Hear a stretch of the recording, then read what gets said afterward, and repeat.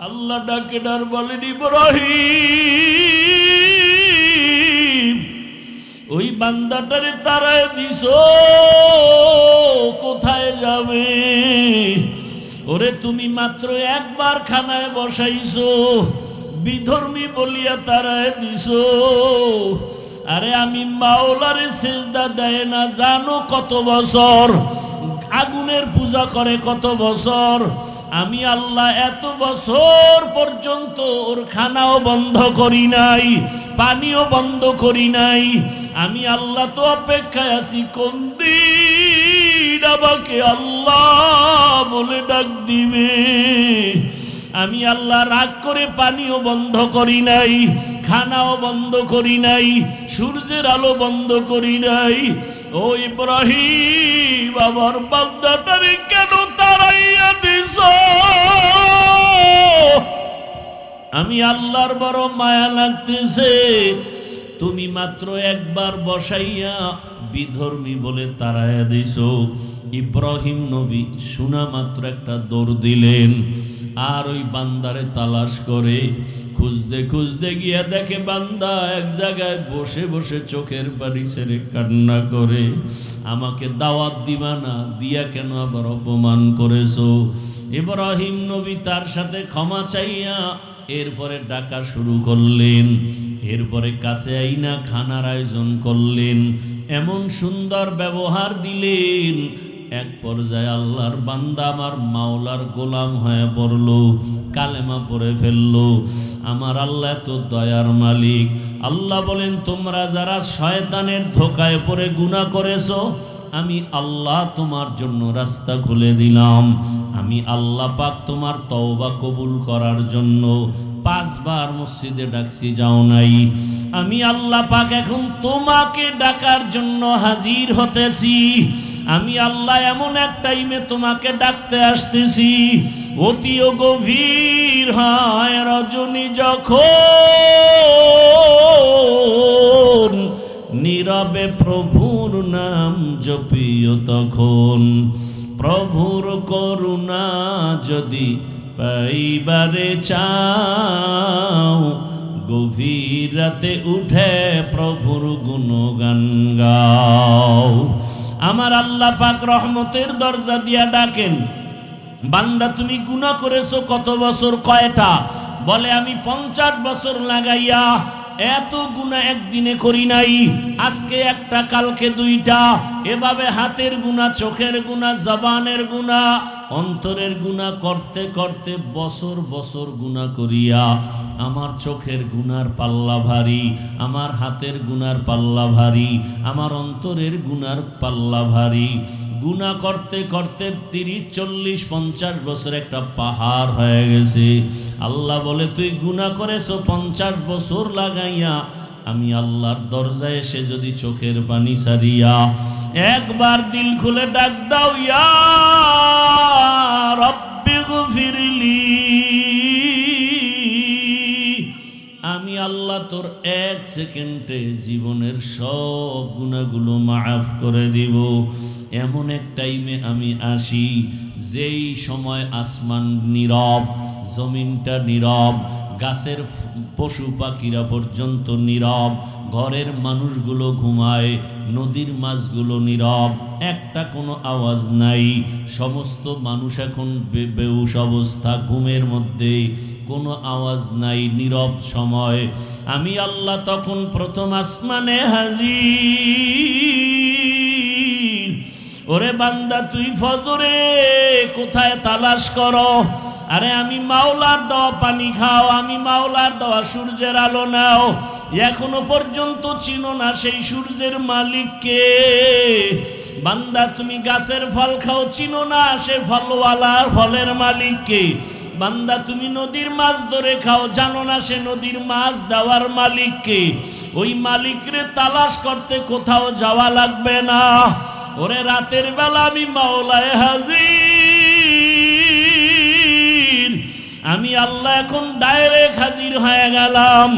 রাতের গভীর যখন শেষ অংশ, তোর মাও ঘুমায়, বাবাও ঘুমায়, ভাই বোনেরা ঘুমায়, তুই তখন ওযু বানাইয়া যায় নামাজে আসি একবার ডাক দে, অন্তর খুলে যদি ডাক দাও, আল্লাহ, আমি আল্লাহ পাক তোর জীবনের সব গুনাহ এক ডাকে মাফ করে দিব। আমি আল্লাহ চাই তোকে কাছে পাওয়ার জন্য। আমি আল্লাহ চাই তুমি আমারে ছাড়া আর কোথাও যাবা না। আমি আল্লাহ চাই তুমি আমার দিকে আগায় আসো। আমি আল্লাহ চাই আমার রহমতের চাদরে ঢুকে যাও, কারণ দুনিয়ার কষ্টের থেকে মরণের কষ্ট আরো কঠিন। আরে তোমার দুনিয়ার আযাব থেকে জাহান্নামের আযাব আরো কঠিন। এক সেকেন্ডের জন্য তুমি সহ্য করতে পারবা না। আমি আল্লাহ পাক ডাকতেছি, আলা মিন মুস্তাগফিরিন ফাগফির আলাহ, গুনাহ যারা করছো ক্ষমা চাও। নবীজি বলেন একটা জুতার ফিতাও যদি ছিঁড়ে যায় আল্লাহর কাছে বলো, আমার আল্লাহর কাছে বললে আল্লাহ পাক খুশি হবেন। দুনিয়াওয়ালারা চাইলে বেজার হয়, আর আমার আল্লাহ না চাইলে বেজার হয়। দুনিয়াওয়ালারা চাইলে বেজার কেন? দুনিয়াওয়ালাদের অভাব আছে, আল্লাহ না চাইলে বেজার কেন? আল্লাহর কোনো অভাব নাই। আল্লাহ তাআলা বলেন, বান্দা আমি চাই তুমি আমার কাছে আগাও। আগাইতে গিয়া তুমি দুর্বল আমি জানি, তোমার ঈমান দুর্বল তাও জানি, তোমার আমল দুর্বল তাও জানি। এ কারণে আমি আল্লাহ পাক, তুমি যখন 1 বিঘা আগায় যাও আমার রহমত তোমার দিকে 1 হাত আগায় যায়। তুমি যখন 1 হাত আগায় যাও আমার রহমত তোমার দিকে 2 হাত আগায়। তুমি যখন হেঁটে হেঁটে আগাও আমি আল্লাহর রহমত তোমার দিকে দ্রুত গতিতে দৌড়াইতে থাকে। আমি আল্লাহ পাক চাই তুমি আমার দিকে আসো। আমি আল্লাহ চাই না তুমি আমার রহমতের দরজা বাদ দিয়া দুনিয়ার অন্য কোন দরওয়াজায় যাইবা। আমি আল্লাহ চাই তুমি আমার মোহাব্বতের দরজায় আসো। ওয়ান নাজমা ওয়াশ শাজারা ইয়াসজুদান وفضل زمانا على زمان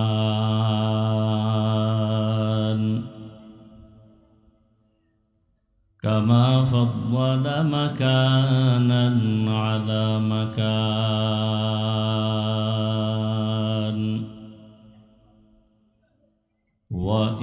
وإنسانا على إنسان ونشهد أن لا إله إلا الله وحده لا شريك له لا ضد له ولا ند له ولا مثل له ونشهد أن سيدنا وسندنا وحبيب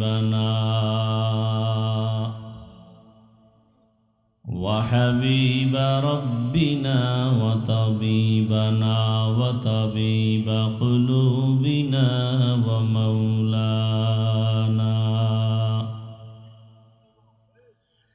ومولانا محمدا عبده ورسوله أرسله بالحق بشيرا ونذيرا وداعيا إلى الله بإذنه وسراجا منيرا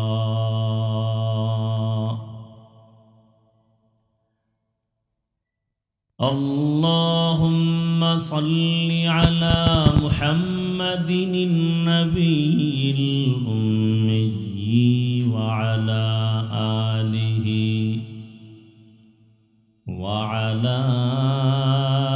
آله وسلم تسليما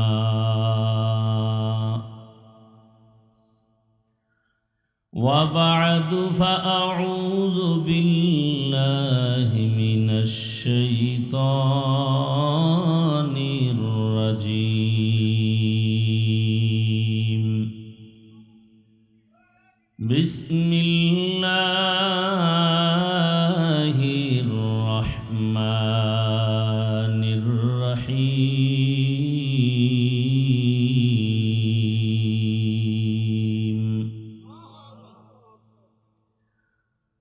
قل يا عبادي الذين أسرفوا على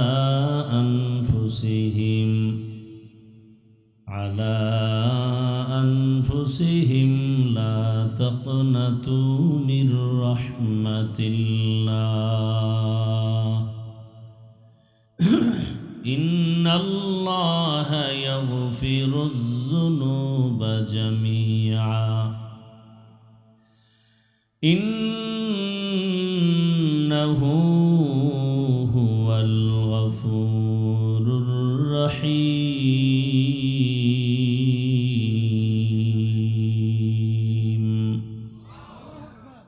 وقال النبي صلى الله عليه وآله وسلم: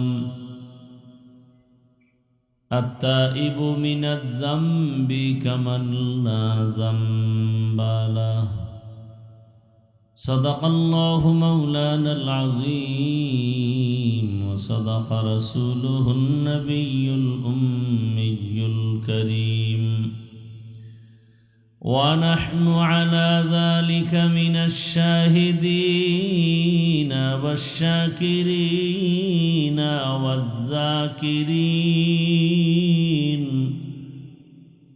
والحمد لله رب العالمين.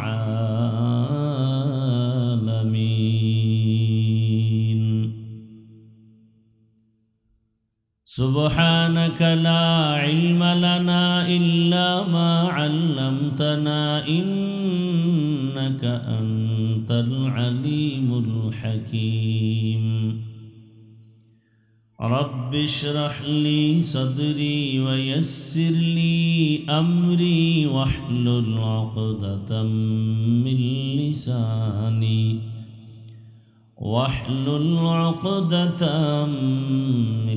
لساني يفقه قولي.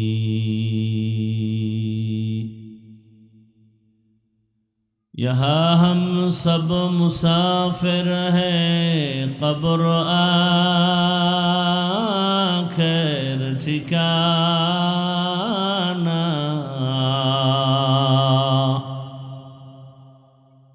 यहाँ हम सब मुसाफिर हैं, कब्र आखिर ठिकाना। कोई आगे रवाना है, कोई पीछे रवाना। कोई आगे रवाना है, कोई पीछे रवाना। मोहम्मद ने आकर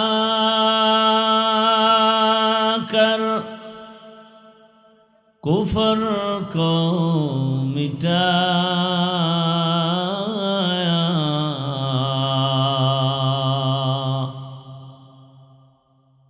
मोहम्मद ने आकर कुफर को मिटाया।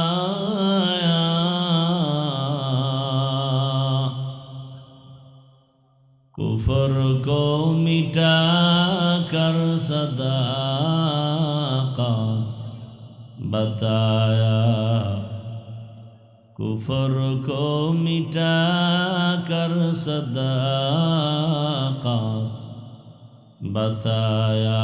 ला इलाहा इल्लल्लाह, ला इलाहा इल्लल्लाह, ला इलाहा इल्लल्लाह, ला इलाहा इल्लल्लाह, ला इलाहा इल्लल्लाह। ইল্লাল্লাহ লা ইলাহা ইল্লাল্লাহ লা ইলাহা ইল্লাল্লাহ লা ইলাহা ইল্লাল্লাহ লা ইলাহা ইল্লাল্লাহ লা ইলাহা ইল্লাল্লাহ মুহাম্মাদুর রাসূলুল্লাহ।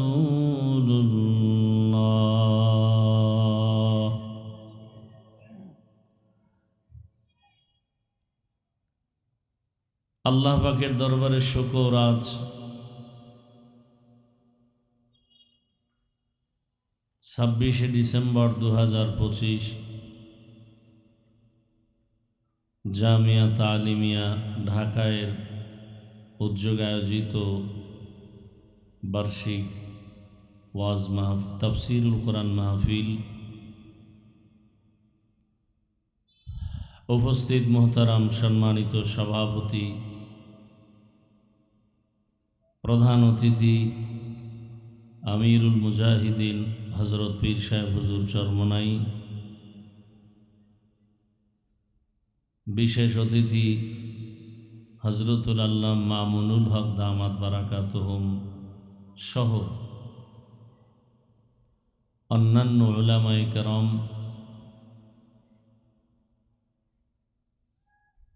বিভিন্ন জায়গা থেকে আল্লাহ পাকের আশিকিন বা জাকিরিন শাকিরিন মুরব্বিয়ান এজাম, পর্দার আড়ালে মা বোনেরা, কলিজার যুবক বন্ধুগণ, স্নেহের ছোট ভাই, আল্লাহ পাকের দরবারে শুকর যে আল্লাহ আমাদেরকে সুস্থ রেখেছেন, আলহামদুলিল্লাহ।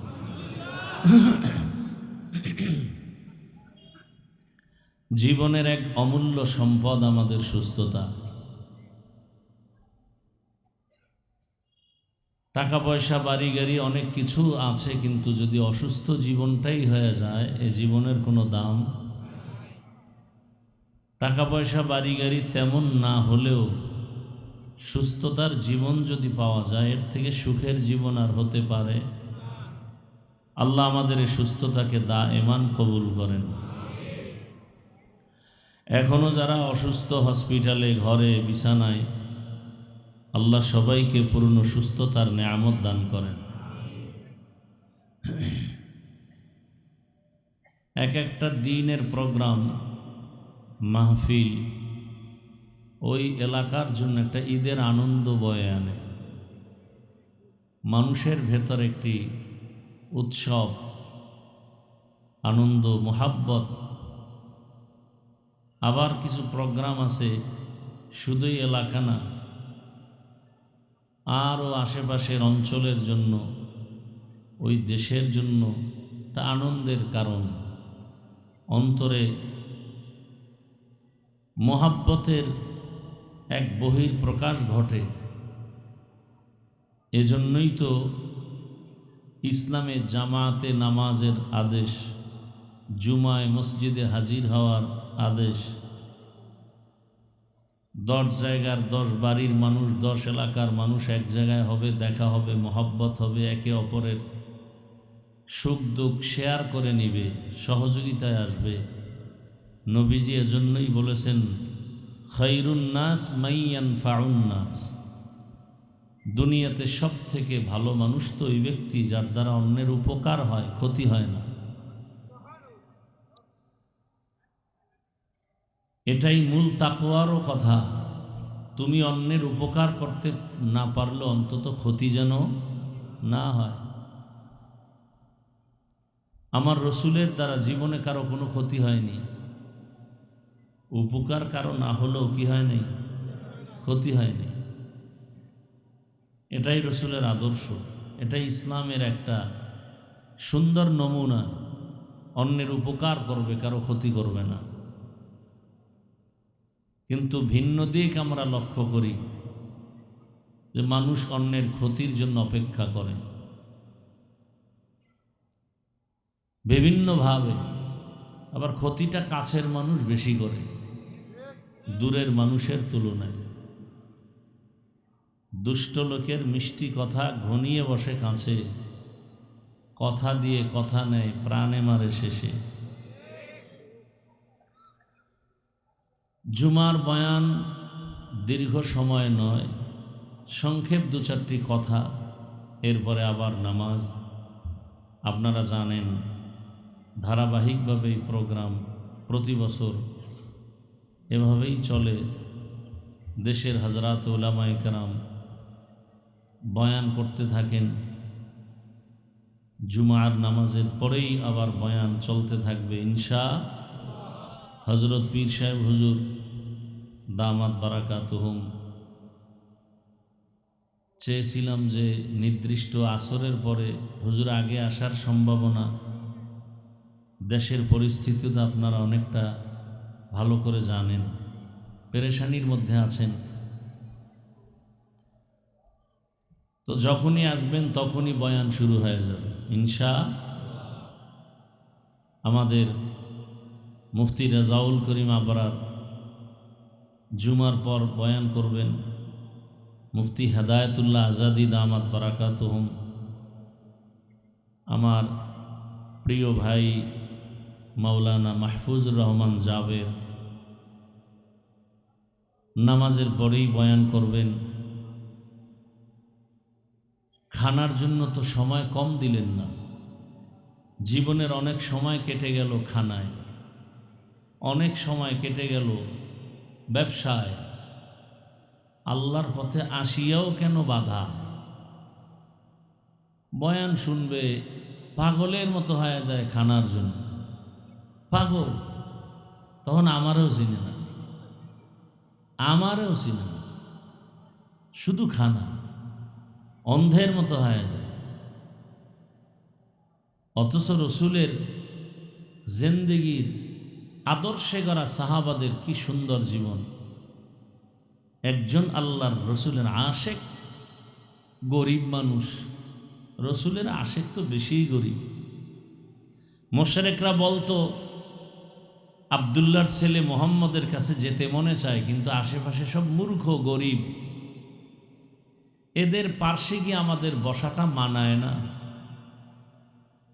এভাবে কথা বলে, কাছে যেত না, উদ্দেশ্য কাছে যাবেই না, একটা অজুহাত পেশ করল। দেখতে নারী চলন বাঁকা। আশেক রসুলের গরিব মানুষ, অন্যের কাজ করলেই তার চুলায় আগুন জ্বলে, না হয় আর ঘরে খানা হয় না। নিয়ম ছিল আবার রোজা, ঘুম থেকে, রাতের ঘুম থেকেই রোজা শুরু হয়, ঘুমাইলেই রোজা শুরু। সারাদিন কাজ করে বাসায় আসছে, সন্ধ্যাবেলা খানা দিবে ঘরের পরিবার, কথা আমি একটু ক্লান্ত, সারাদিন শুয়ে থাকি, খানা নিয়ে আসো। শোয়ার মধ্যে ঘুম হয়ে গেছে, ঘুম শুরু, রোজাও কি আর একটা রোজা শুরু হয়ে গেছে, আর খানা কপালে নেই, হলো না। পরের দিন আবার কাজে গেছে, এক পর্যায়ে দুর্বল হয়ে রাস্তায় পড়ে গেছে, শরীর দুর্বল। রহমতের নবীর কাছে খবর আসলো, রোজাটা কি ভাঙ্গা যাবে? রহমতের রসুল বললেন, না, ভাঙা যাবে না। একটা রোজা যদি কেউ ভেঙ্গে ফেলে, ফরজ রোজা, আর আজীবন যদি রোজা রাখে, যেই সময় রাখার দরকার ওই সময়ের রোজার বরকত, আল্লাহর পক্ষ থেকে যা পাওয়ার সেটা পাবে না। কত কষ্ট করেও দিনকে তারা আঁকড়ে ধরেছেন, আর আমাদের তো এরকম কোনো আফসুস নেই যে আমরা পাবো না। কি পরিমাণ খানা আমরা খাই, তিন বেলার শুধু নামে মাত্র খানা, অল টাইম তো চলে, এই চা এই পান থাকে, বসিয়াও থাকলে খায়, হাঁটলেও খায়, শুয়া শুয়াও খায়, গরুর মতো হাঁটে আর চাটে। আর সাহাবায়ে কেরামদের ইতিহাস কেমন, আমি আমারটাও মাঝে মাঝে বলি। যে জীবনটা কত কষ্টে কাটছে, ভাষা নাই বোঝাবার। 150 টাকা একটা জামা কিনছি, কত ওটারে কি কাপড় কয়, ট্যাকটন কইতো, বুঝে এরা ট্যাকটন, পলেস্টার, তাও রঙিন। কয়শো টাকা? এই 150 টাকার জামা বছরকে বছর পরছি, বছরকে বছর। এক লঙ্গি দিয়া ছিঁড়ে গেছে সেলাই কইরা, এরপরে চলছে। বিছানায় প্রস্রাব করি, সেই থেকে মা বাবার কোল ছেড়ে চলে আসছি বরগুনার পীর সাহেব হুজুর রহমতুল্লাহ আলাইহির মাদ্রাসায়। কত কষ্টের জীবন। সিঁড়ি দিয়া দোতলায় হাত দিয়া ধরে ধরে উঠতাম, দাঁড়ায় উঠা যেত না। তো বুঝেন যে কত ছোট। 2 বেলা খানা দিত মাদ্রাসায়, এই মাপা ভাত 10টার সময় আর আসরের পরে। এটারে ভাগ করে 4 বার খাইতাম। তরকারি কি? মাদ্রাসা থেকে পাতলা ডাউল, আর বাড়ির থেকে আমার মা শুকনা মরিচ গুঁড়া কইরা প্লাস্টিকের ডিব্বায় দিতেন, আর বাবায় 1 কেজি আলু দিতেন, আধা কেজি দিতেন। এটা নিয়ে 2 মাস খাওয়া লাগবে। আলু কেটে কেটে নাম লিখে ভাতের মধ্যে সিদ্ধ দিতাম। মাঝে মাঝে ভাত হয়ে গেছে, ঢালছে, আরো ছাত্রদের আলু নাম দেখে দেখে নিতাম। মাঝে মাঝে গিয়া দেখতাম আলুর উপরের ছোলা নাই, নামও নাই। আজকের কপাল থেকে আলু গেছি গা। এইভাবে কষ্ট করে করে আল্লাহ এ পর্যন্ত নিয়ে আসছেন।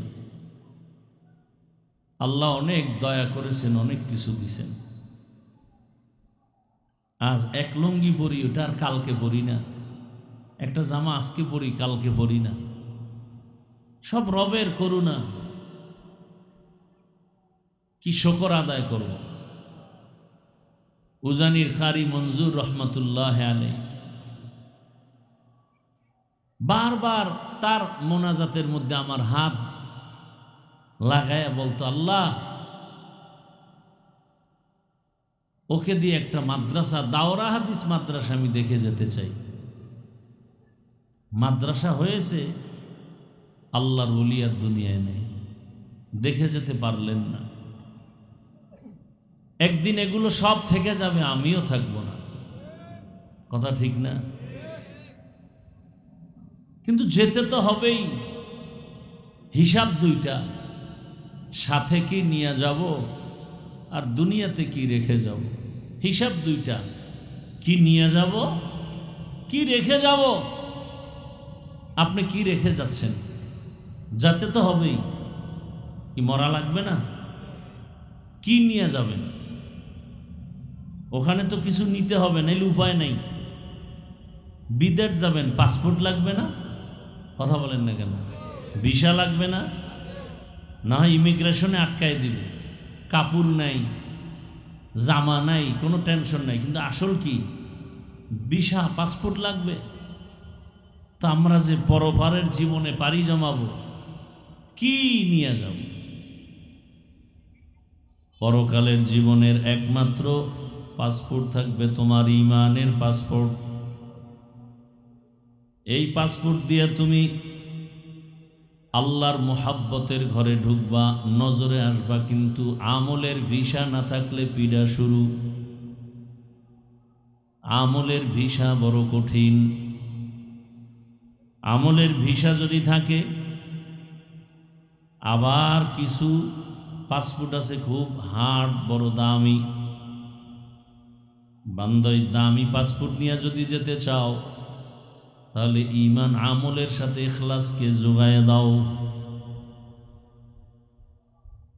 দুনিয়াতে এমন কিছু জমা রাখবা যেটা পরকালে পাবে। আল্লাহ পাক রব্বুল আলামিন বলেন, আমি বড় আদর করে মানুষ বানাইছি। আমার বানানো মানুষ বড় আদরের। বিশাল বড় 7টা আসমান, 7টা জমিন আমি তৈরি করতে 6 দিন লাগছে। মাত্র 6 দিন, ফি সিত্তাতি আইয়াম। অথচ আমার মোহাব্বতের মানুষ এক ফোঁটা পানির থেকে মায়ের গর্ভে বানাইতে আমি আল্লাহ 6 দিনে পারি নাই, 10 দিনেও পারি নাই।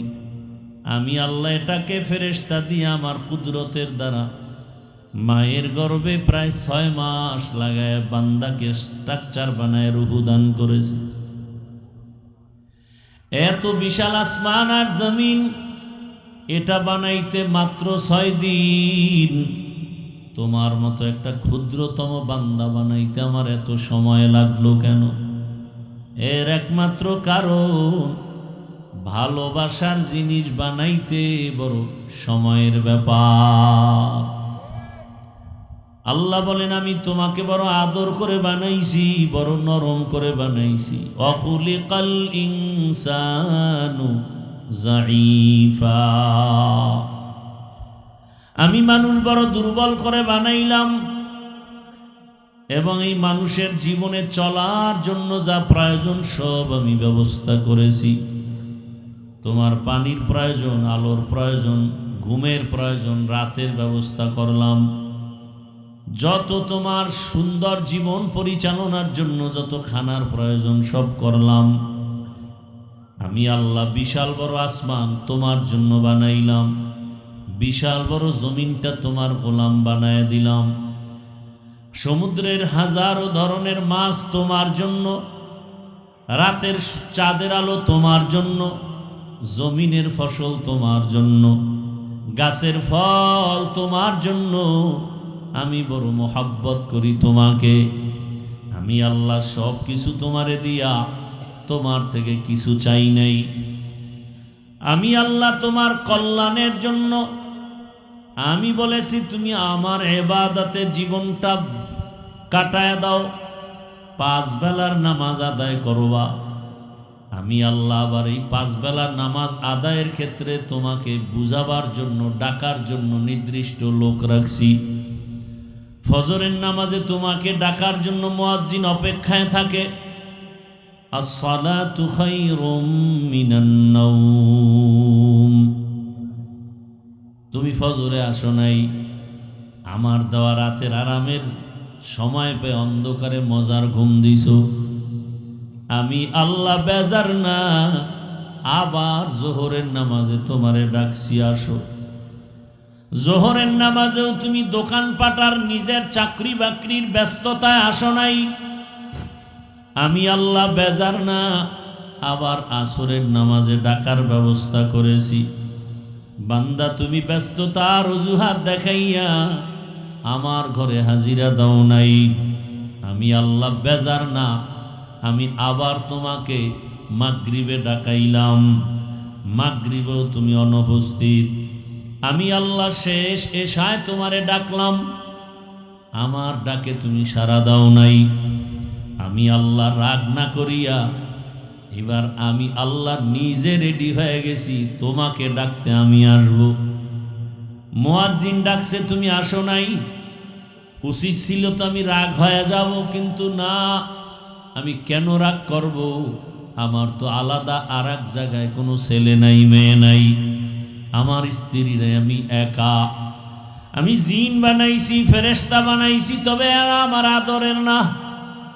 আমি মানুষ বানাইছি বড় মায়া করিয়া। আমি চাই মানুষ যেন একবার আমারে আল্লাহ বলে ডাক দেয়, মানুষ যেন আসিয়া কপালটা মাটির মধ্যে লাগায় দেয়। বান্দা যখন কপালটা মাটির মধ্যে লাগায়, আমি মাটিতে লাগতে দেই না। আমি আল্লাহ কুদরতি পা আমার বান্দার কপালের নিচে ঢুকায় দেই। বান্দা তোর কপাল বড় দামি, তুই কপালটা মাটিতে ঠেকাবি, আর আমি চুপ থাকবো না। তোর বডির মধ্যে কপাল বড় দামি, আমি আল্লাহ ওই কপালটাকে মাটিতে নাগার আগে আমি আল্লাহ তোর কপালের নিচে কুদরতের কদম লাগায় দেই। আমি আল্লাহ পাক বড় খুশি হয়ে যাই।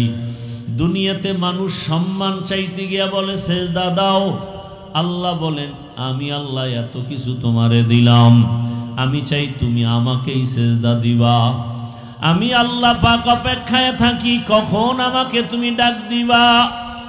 আমি আল্লাহ পাক এত মোহাব্বত করে বানাইয়া আমি আল্লাহ পাক ডাকলাম, এরপরও যখন আসো নাই, আমি রাগ করি নাই, পানিও বন্ধ করি নাই, বাতাস বন্ধ করি নাই, বরং আমি আল্লাহ মায়া আর রহমতের দরজা দিয়া তোরে ডাক দিছি, আয়। কুল ইয়া ইবাদিয়াল্লাযীনা আসরাফু আলা আনফুসিহিম লা তাকনাতু মির রাহমাতিল্লাহ। আমার রহমতের দরজা খোলা, দুনিয়ার মানুষের দয়ার দরজা মাঝে মাঝে খুলে মাঝে মাঝে বন্ধ করে দেয়, আর আমি আল্লাহ দরজা খুলে দিলাম, একটা সেকেন্ডের জন্য বন্ধ নাই। আমারে সমুদ্রে বয়ে যদি ডাক দাও আল্লাহ, আমি সেখানেও হাজির। আমাকে যদি গভীর রাতে ডাক দাও, সেখানেও আমি আল্লাহ হাজির। আমারে যদি কোনো বেঈমানেও ডাক দেয়, আমি সেখানেও হাজির।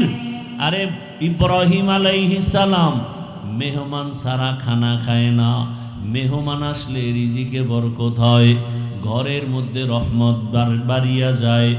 ইব্রাহিম নবী মেহমান খুঁজে রাস্তায় দাঁড়ায়, যাকে পায় তাকে ডাইকা আনেন, মেহমান বসায় খানা খাবেন। একদিন মুসা ইব্রাহিম নবী মেহমান পায় না, অনেকক্ষণ অপেক্ষা, হঠাৎ করে দেখে একটা লোক আসতেছে। ওই লোকটাকে ডাক দিয়া কয়, ভাই খানা খেয়েছেন? বলে না। বলে চলেন আমার বাসায় আসেন। পয়গম্বর ইব্রাহিম ওই আল্লাহর বান্দাকে নিয়ে ঘরের মধ্যে বসাইলেন। খানা দেওয়ার আগ মুহূর্তে একটু পরিচয় নিলেন, পরিচয় নিয়ে জানতে পারলেন এই বান্দা অগ্নি পূজা করে, ইসলাম মানে না, আল্লাহর ধর্ম ইসলাম মানে না। ইব্রাহিম আলাইহিস সালাম বলে, তো আপনাকে তো খানা দেওয়া যায় না, আপনি তো আমার মুমিন ভাই হতে পারেন নাই, আপনি তো আমার আল্লাহর হুকুম মতো চলেন না, বরং আমার আল্লাহ যাতে বেজার হয় এমন কাজ আপনি করেন, আগুনের পূজা করেন, গায়রুল্লাহর পূজা করেন, আপনাকে খানা দেওয়া যাবে না। লোকটাকে খানার থেকে উঠায় বিদায় দিল। আমার মাওলার রহমতের দরিয়ায় জোশ এসে গেল। আল্লাহ ওহী নাজিল করলেন, ওই লোকটা মনের কষ্ট নিয়ে যায়। আল্লাহ ডাকে ডার বলেন, ইব্রাহিম ওই বান্দাটারে তাড়ায় দিছো, কোথায় যাবে? ওরে তুমি মাত্র একবার খানায় বসাইছো, বিধর্মী বলিয়া তাড়ায় দিছো। আরে আমি মাওলারে সেজদা দেয় না জানো কত বছর, আগুনের পূজা করে কত বছর, আমি আল্লাহ এত বছর পর্যন্ত ওর খানাও বন্ধ করি নাই, পানিও বন্ধ করি নাই। আমি আল্লাহ তো অপেক্ষায় আছি কোন দিন আমাকে আল্লাহ বলে ডাক দিবে। আমি আল্লাহ রাগ করে পানিও বন্ধ করি নাই, খানাও বন্ধ করি নাই, সূর্যের আলো বন্ধ করি নাই। ও ইব্রাহিম আমার বান্দাটারে কেন তাড়াইয়া দিছ? আমি আল্লাহর বড় মায়া লাগতেছে, তুমি মাত্র একবার বসাইয়া বিধর্মী বলে তাড়াইয়া দিছ। ইব্রাহিম নবী শোনা মাত্র একটা দৌড় দিলেন, আর ওই বান্দারে তালাশ করে খুঁজতে খুঁজতে গিয়া দেখে বান্দা এক জায়গায় বসে বসে চোখের পানি ছেড়ে কান্না করে, আমাকে দাওয়াত দিবা না, দিয়া কেন আবার অপমান করেছো? ইব্রাহিম নবী তার সাথে ক্ষমা চাইয়া এরপরে ডাকা শুরু করলেন, এরপরে কাছে আইনা খানার আয়োজন করলেন, এমন সুন্দর ব্যবহার দিলেন। এক পর্যায়ে আল্লাহর বান্দা আমার মাওলার গোলাম হয়ে পড়ল, কালেমা পড়ে ফেলল। আমার আল্লাহ তো দয়ার মালিক। আল্লাহ বলেন, তোমরা যারা শয়তানের ধোকায় পড়ে গুনাহ করেছো, আমি আল্লাহ তোমার জন্য রাস্তা খুলে দিলাম। আমি আল্লাহ পাক তোমার তওবা কবুল করার জন্য 5 বার মসজিদে ডাকছি যাও নাই। আমি আল্লাহ পাক এখন তোমাকে ডাকার জন্য হাজির হতেছি। আমি আল্লাহ এমন এক টাইমে তোমাকে ডাকতে আসতেছি, অতিও গভীর হয় রজনী যখন, নীরবে প্রভুর নাম জপিও তখন। প্রভুর করুণা যদি পাইবারে চাও, গভীর রাতে উঠে প্রভুর গুণগান গাও। আমার আল্লাহ পাক রহমতের দরজা দিয়া ডাকেন, বান্দা তুমি গুনাহ করেছো কত বছর, কয়টা?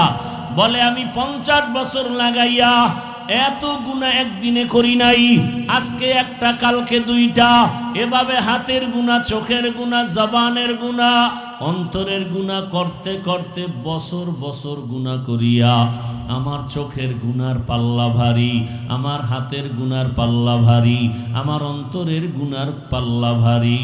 গুনাহ করতে করতে 30, 40, 50 বছর একটা পাহাড় হয়ে গেছে। আল্লাহ বলে তুই গুনাহ করেছো 50 বছর লাগাইয়া, আমি আল্লাহর দরজায় এসে যদি চোখের পানি ছাড়িয়া একবার দিল খুলে ডাক দাও, ইয়া রব্বি গফিরলি, আমি আল্লাহ তোর 1 সেকেন্ডে জীবনের সব গুনাহগুলো মাফ করে দিব। এমন এক টাইমে আমি আসি যেই সময় আসমান নীরব, জমিনটা নীরব, গাছের পশু পাখিরা পর্যন্ত নীরব, ঘরের মানুষগুলো ঘুমায়, নদীর মাছগুলো নীরব, একটা কোনো আওয়াজ নাই। সমস্ত মানুষ এখন বেহুশ অবস্থা, ঘুমের মধ্যে, কোনো আওয়াজ নাই, নীরব সময়। আমি আল্লাহ তখন প্রথম আসমানে হাজির। ওরে বান্দা তুই ফজরে কোথায় তালাশ করো? আরে আমি মাওলার দেওয়া পানি খাও, আমি মাওলার দেওয়া সূর্যের আলো নাও, এখনো পর্যন্ত চিনো না সেই সূর্যের মালিককে। বান্দা তুমি গাছের ফল খাও, চিনো না সে ফলওয়ালার ফলের মালিককে। বান্দা তুমি নদীর মাছ ধরে খাও, জানো না সে নদীর মাছ দেওয়ার মালিককে। ওই মালিকরে তালাশ করতে কোথাও যাওয়া লাগবে না। ওরে রাতের বেলা আমি মাওলায় হাজির, আমি আল্লাহ এখন ডাইরেক্ট হাজির হয়ে গেলাম। রাতের গভীর যখন শেষ অংশ, তোর মাও ঘুমায়, বাবাও ঘুমায়, ভাই বোনেরা ঘুমায়, তুই তখন অজু বানাইয়া যায় নামাজে আসি একবার ডাক দে। অন্তর খুলে যদি ডাক দাও, আল্লাহ, আমি আল্লাহ পাক তোর জীবনের সব গুনাহ ডাকে মাফ করে দিব। আমি আল্লাহ চাই তোকে কাছে পাওয়ার জন্য, আমি আল্লাহ চাই তুমি আমারে ছাড়ার কোথাও যাবা না, আমি আল্লাহ চাই তুমি আমার দিকে আগায় আসো, আমি আল্লাহ চাই আমার রহমতের চাদরে ঢুকে যাও। কারণ দুনিয়ার কষ্টের থেকে মরণের কষ্ট আরো কঠিন। আরে তোমার দুনিয়ার আযাব থেকে জাহান্নামের আযাব আরো কঠিন। 1 সেকেন্ডের জন্য তুমি সহ্য করতে পারবা না। আমি আল্লাহ পাক ডাকতেছি, আলা মিন মুস্তাগফিরিন ফাগফির আলাহ, গুনাহ যারা করছো ক্ষমা চাও। নবীজি বলেন একটা জুতার ফিতাও যদি ছিঁড়ে যায় আল্লাহর কাছে বলো, আমার আল্লাহর কাছে বললে আল্লাহ পাক খুশি হবেন। দুনিয়াওয়ালারা চাইলে বেজার হয়, আর আমার আল্লাহ না চাইলে বেজার হয়। দুনিয়াওয়ালারা চাইলে বেজার কেন? দুনিয়াওয়ালাদের অভাব আছে, আল্লাহ না চাইলে বেজার কেন? আল্লাহর কোনো অভাব নাই। আল্লাহ তাআলা বলেন, বান্দা আমি চাই তুমি আমার কাছে আগাও। আগাইতে গিয়া তুমি দুর্বল আমি জানি, তোমার ঈমান দুর্বল তাও জানি, তোমার আমল দুর্বল তাও জানি। এ কারণে আমি আল্লাহ পাক, তুমি যখন 1 বিঘা আগায় যাও আমার রহমত তোমার দিকে 1 হাত আগায় যায়। তুমি যখন 1 হাত আগায় যাও আমার রহমত তোমার দিকে 2 হাত আগায়। তুমি যখন হেঁটে হেঁটে আগাও আমি আল্লাহর রহমত তোমার দিকে দ্রুত গতিতে দৌড়াইতে থাকে। আমি আল্লাহ পাক চাই তুমি আমার দিকে আসো। আমি আল্লাহ চাই না তুমি আমার রহমতের দরজা বাদ দিয়া দুনিয়ার অন্য কোনো দরওয়াজায় যাইবা।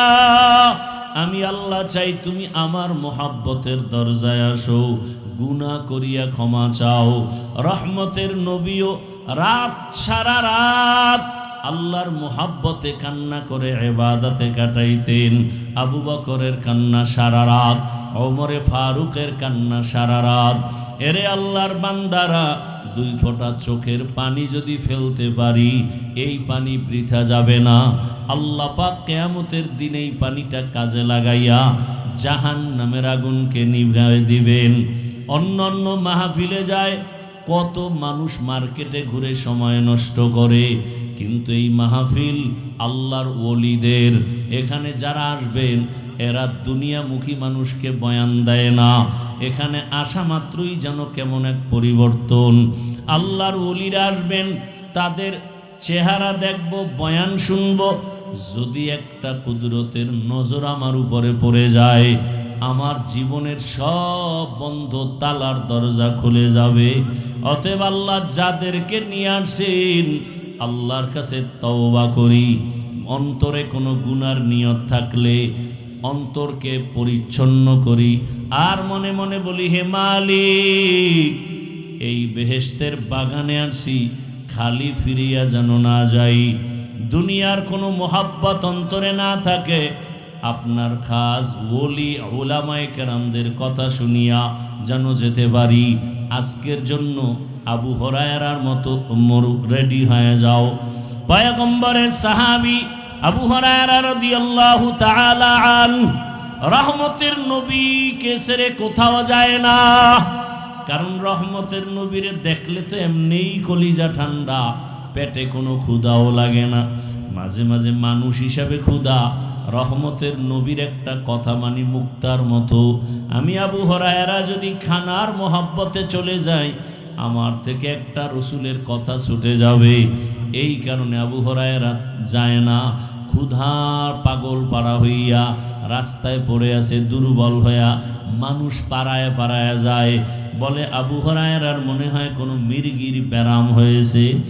আসলে তো ব্যারাম না, রহমতের নবীর দরবার ছেড়ে যাবে না বলে খানা খায় নাই, ক্ষুধায় ক্লান্ত হয়ে গেছে। এরে আল্লাহর বান্দারা, মেহমান আসবে, উলামায়ে কেরাম আসবেন, কোরআন ও হাদিসের বয়ান করবেন, আর আপনি দোকানে দোকানে ঘুরবেন, কোথাও বসে গল্প করবেন। এটা আল্লাহর প্রিয় বান্দাদের কোনো আমল হতে পারে না। আল্লাহ আমাদের সবাইকে সাহাবী আবু হুরায়রার আদর্শওয়ালা বানায়া দেন। জোরে কন্যা আমি। আল্লাহ পাক রব্বুল আলামিন শেষ দোয়া পর্যন্ত আমাদেরকে থাকার মতো, শোনার মতো, বয়ান নিয়ে যাওয়ার তৌফিক দান করেন।